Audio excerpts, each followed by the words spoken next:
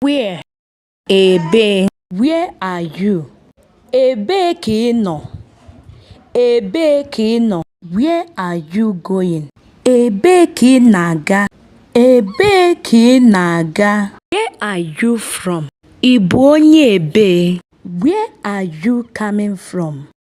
Ebe ka ị si na-abịa. Where do you live? Ebe ka ị bi. Where do you work? Ebe ka ị na-arụ ọrụ.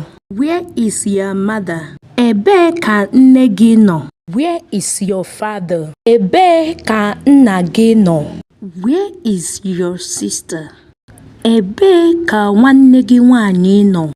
Where is your brother? Ebe ka nwanne gị nwoke nọ.